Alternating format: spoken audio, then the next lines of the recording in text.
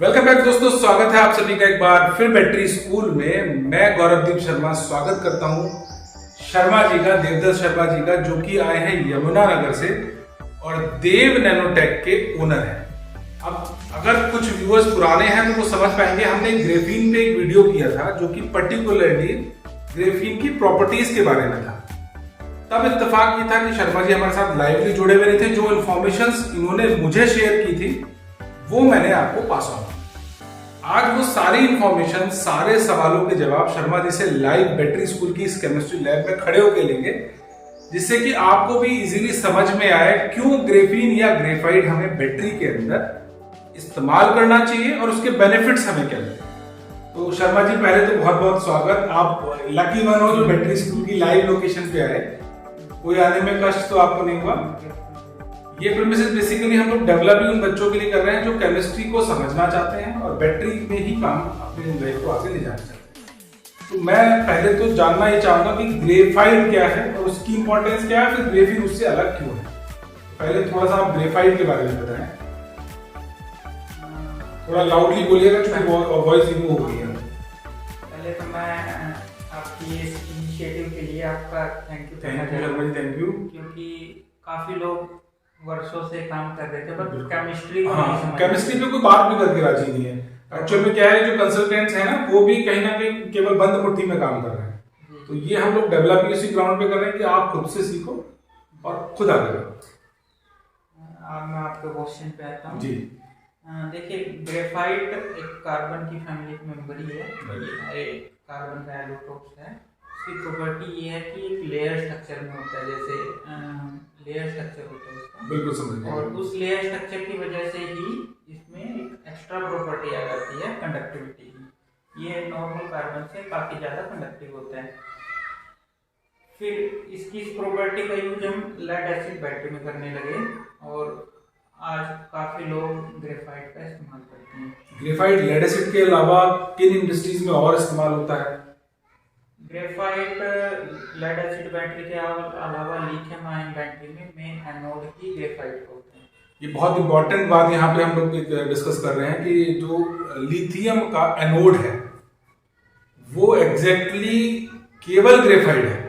तो जो लोग अभी इस इंडस्ट्री को समझ रहे हैं या जान रहे हैं उनके लिए बहुत जरूरी ये एक फैक्टर है कि नेगेटिव जो एनोड जिसकी हम बात कर रहे हैं वो होता ही केवल ग्रेफाइट है। तो बहुत इंपॉर्टेंट फैक्टर है ये ग्रेफाइट का वहां पर एज ए एनोड वर्क करना। अब यहां से आगे जर्नी आती है ग्रेफीन की। तो ग्रेफीन क्यों अलग है ग्रेफाइट से? अभी यहाँ 3 स्टेप बन गए आई थिंक। पहला हो गया कार्बन, बल्कि 4 मैं कहूं तो गलत नहीं होगा। कार्बन, कंडक्टिव कार्बन, फिर ग्रेफाइट और फिर ग्रेफीन क्या है कि ग्रेफाइट से ही हम ग्रेफीन को बनाते हैं। ग्रेफीन डेवलप करने के 2 तरीके हैं। जी जी जी। एक तो बॉटम अप, मतलब उसमें हम कार्बन एटम को एक स्थान पे प्लेस करके जाते हैं in the form of graphene. और दूसरा होता है टॉप डाउन, मतलब टॉप से नीचे की तरफ जाना। उसमें हम ग्रेफाइट के लेयर स्ट्रक्चर को हम थोड़ा आगे आ जाइए, आप फ्रेम से बाहर जा रहे हैं। तो ग्रेफाइट की जो लेयर स्ट्रक्चर है हम उसको केमिकल, इलेक्ट्रोकेमिकल एनर्जी से या सोनिकेशन एनर्जी से हम उसको लेयर स्ट्रक्चर को उखाड़ के अलग सिंगल लेयर में कन्वर्ट करते हैं। ये प्रोसेस की बात हो रही है जहां हम ग्रेफीन बना रहे हैं। जहां हम ग्रेफीन बना रहे हैं। अब जब ये सिंगल लेयर में आ जाता है तो इसकी प्रॉपर्टी ड्रास्टिकली चेंज हो जाती है। बिल्कुल सही। एक तो इसकी कंडक्टिविटी काफी ज्यादा इंक्रीज हो जाती है। दूसरा, ये स्टील से 200 गुना ज्यादा मजबूत हो जाता है। तो सब लिटरेचर है और 2004 में यूनिवर्सिटी ऑफ मैनचेस्टर में इसकी डिस्कवरी हुई थी। उन्होंने क्या किया था कि ग्रेफाइट के एक टुकड़े को लेके और टेप लगा के उस पे उसको खोलते रहे टिल जब तक उनको सिंगल लेयर ऑफ ग्रेफीन नहीं। तो इसके बाद 2010 में उनको नोबेल पुरस्कार भी मिला था इस डिस्कवरी के लिए। और ये अब तक की हिस्ट्री में सबसे जल्दी मिलने वाला नोबेल पुरस्कार जो विद इन 6-7 सालों में मिल गया। अब लेड एसिड बैटरी में मैं वापस आता हूँ। लेड एसिड इसका इंप्लीमेंट अगर हम लोग इन शॉर्ट बात करें तो लेड एसिड बैटरी में ग्रेफीन की एडवांटेज की बात करें। हाँ, तो वहाँ ग्रेफीन हमें 3 एडवांटेज देता है। तो इसका काफी हाई सरफेस एरिया होने की वजह से पोरोसिटी मिलती है। दूसरा, इसकी कंडक्टिविटी काफी ज्यादा होने की वजह से एफिशिएंसी इंक्रीज होती है। और तीसरा और सबसे मोस्ट इम्पोर्टेंट है कि जब बैटरी डीप साइकिल में जाती है तो वहाँ इरिवर्सिबल लेड सल्फेट ना होके परमानेंट लेड सल्फेट बन जाता है। तो यहाँ ये ग्राफीन इसको main permanent development of lead sulphate को। अगर मैं कहीं गलत नहीं हूं तो मैं कह सकता हूं कि इसकी सी रेटिंग पे भी फर्क पड़ता होगा जरूर, ग्रेफाइट का या ग्रेफीन का लेड एसिड में, जैसा लिथियम पे होता है। चार्ज एक्सेप्टेंस बढ़ेगा, जैसा आप बता रहे हो, चार्ज एक्सेप्टेंस बढ़ेगा तो ऑब्वियस सी बात है लाइफ के साथ साथ उसकी स्ट्रेंथ पावर गेन करने की और ड्रॉप करने की भी बढ़ेगी। तो अगर शर्मा जी मैं गलत नहीं हूं तो ई व्हीकल्स में ग्रेफीन एक तरीके से वरदान की तरह काम करेगा। तो जो लोग लेड एसिड बैटरी को ई व्हीकल्स के लिए बना रहे हैं, या खासकर ई रिक्शा या ई व्हीकल्स की हम बात करें, तो वहां ग्रेफीन बहुत पॉजिटिव रोल प्ले करेगा बनस्पत बाकी उसके। यस, वहाँ क्योंकि कोई भी ड्राइवर या जब भी ई व्हीकल चलेगा तो वहाँ पे ये सोचा जाता है कि ज्यादा से ज्यादा इसकी एनर्जी को यूज करना है। बिल्कुल, एफिशिएंसी बढ़ जाए। तो वहाँ पे ग्राफीन बहुत अच्छा काम, मतलब एक तरीके से वरदान ही साबित होगा। अब यहाँ एक बहुत बड़ा फैक्टर शर्मा जी रह जाता है, वो है इसकी कॉस्ट। क्योंकि ग्रेफीन जहां तक मुझे पता है 1-1.5 लाख रुपए पर केजी ये इंटरनेशनल मार्केट में इसकी कॉस्ट है। हाँ, इंटरनेशनल। तो यहाँ आप मैन्युफैक्चरिंग कर रहे हैं इंडिया में, या कोई और भी आपके अलावा कर रहा है? देखिए, इंटरनेशनल मार्केट में भी अगर आप चाइना से लेते हो तब 1-1.5 लाख, ये लगभग 1-1.5 लाख रुपए प्लस ड्यूटीज है वहां से। हाँ, और यूएसए वगैरह से हाई क्वालिटी का ग्राफीन 2 से 2.5 लाख रुपए पड़ता है। बिल्कुल। और मैं इस ग्राफीन को इंडिया के अंदर आज 30 से 35 हजार रुपए में इसकी कॉस्ट पर केजी आ रही पर है। केजी ड्यूटी अलग होगी कि इंक्लूडेड जीएसटी? नहीं, जीएसटी से एक्सक्लूड।